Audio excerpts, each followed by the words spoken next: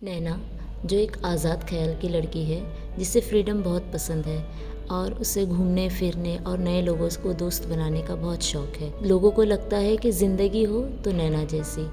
आज नैना को एक नए नंबर से मैसेज आया है, जो कि उसके सीनियर का नंबर है।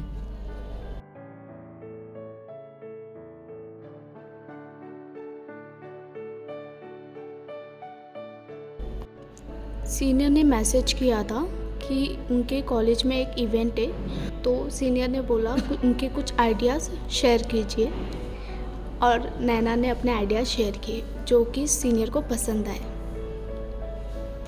इस तरह उनके बीच में बात बढ़ती गई और सीनियर नैना के बारे में पूछने लग गए, उसकी लाइकिंग और डिसलाइकिंग क्या है।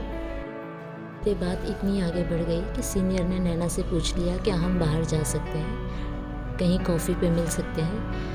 नैना ये बात सुनकर बहुत खुश हो गई थी। उसका दिल खुशी से झूम उठा था और वो अपने फ़ोन को अपने सीने से लगाकर बहुत हंस रही थी, बहुत मुस्कुरा रही थी। फिर उसने सीनियर को जवाब दिया, ठीक है, हम मिल सकते हैं। फर्स्ट टाइम सीनियर से मिलने के लिए नैना बहुत एक्साइटेड थी और साथ में नर्वस भी थी कि क्या होगा, कैसे बात होगी, फर्स्ट टाइम मिलेंगे। बट फिर नैना अब बहुत अच्छी तरह से रेडी हुई और वो गई, मिली सीनियर से और बहुत अच्छी तरह बातचीत हुई। ये बातचीत होते होते शाम हो गई। फिर नैना घर आ गई और उसके बाद उनकी बात ऑनलाइन भी होने लग गई। घर आने के बाद नैना पुरानी बातें याद कर रही थी कि किस तरह से सीनियर ने उसका हाथ को पकड़ा और आज का पूरा दिन किस तरह से उसने सीनियर के साथ बिताया। इसी तरह उनकी मुलाकातें और बातों का सिलसिला बढ़ता गया और मैसेजेस बढ़ते गए। इसी तरह से बातें काफ़ी आगे बढ़ चुकी थी, जिसमें वो दोनों फिज़िकल भी होने लगे थे। मगर नैना को एक चीज़ सताती थी कि हमारे बीच में जो है उस रिश्ते का नाम क्या है। ये चीज़ें उसको अपने अंदर खालीपन सा महसूस करती थी। उसने डिसाइड किया था कि मैं सीनियर से पूछूंगी कि हमारे बीच में जो है उस रिश्ते का नाम क्या है। एक दिन नैना ने सोचा है वो अपने सीनियर से बात करेगी कि उनके बीच में जो चीज़ चल रही है उसका नाम क्या है, उसके रिलेशनशिप का नाम क्या है। बट जब नैना ने सीनियर से बात की, नैना को लगा कि सीनियर की तरह से जो एफ़र्ट्स पहले आते थे वो अभी नहीं आ रहे। जब नैना ने पूछा कि हमारे रिलेशनशिप का मतलब क्या है, तो वो बोलते हैं वी आर जस्ट फ्रेंड, उससे ज़्यादा और कुछ नहीं है उनके बीच में। वो सब सुन के नैना बहुत उदास हो गई।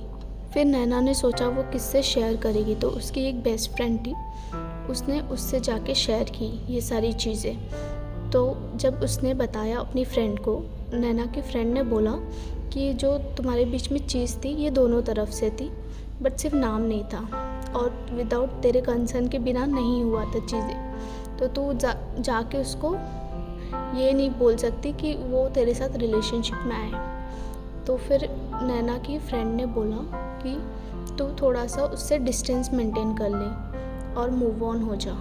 उसकी फ्रेंड की बात सुन के नैना रोने लग गई। फिर भी उसकी फ्रेंड ने उसकी सहानुभूति दी, उसको सपोर्ट किया और उसके साथ बातचीत की। नैना फिर भी उसके दिल में एक खालीपन सा था। वो बहुत उदास थी, बहुत ज़्यादा दिमाग में उलझनें चल रही थी, बातें चल रही थी। नैना साथ ही साथ ये भी सोच रही थी कि मैं आगे क्या करूँगी। फिर उसने अपने आंसू पोंछे और अपनी दोस्त से कहा कि मैं अब वापस पलट कर नहीं जाऊँगी। नैना ने सोचा मैं किसी ऐसे इंसान के लिए अपने आप को ख़त्म नहीं कर सकती जिसके लिए उसके एग्जिस्टिंग मायने ही नहीं रखती। इसी तरह नैना सोच रही थी कि मैं किस तरह से उससे डिस्टेंस बना सकती हूँ, एक ऐसे इंसान से जिसको उसकी अहमियत ही नहीं है, जिसके लिए मेरा होना नहीं होना कोई मायने नहीं रखता। नैना ने इसी तरह एक निर्णय लिया कि अब मैं उससे बिल्कुल नहीं मिलूँगी। नैना को बचपन से ही घूमना बहुत पसंद था। नैना ने सोचा कि इसी तरीके से मैं उससे दूर हो सकती हूँ। अपने आप को संभालने के लिए अलग अलग जगह घूमने जाने लगी, नेचर्स के साथ रहने लगी, खुद में एक सुकून तलाश करने लगी। इस खालीपन के साथ मगर नैना ने खुद को समेटे रखा था और वो अपनी ज़िंदगी में आगे बढ़ते जा रही थी। आज नैना ने सीख लिया है कि खुद को किस तरीके से प्यार करे और अपने लिए कैसे जिए। नैना आज एक आज़ाद परिंदा है जिसे कोई नहीं पकड़ सकता।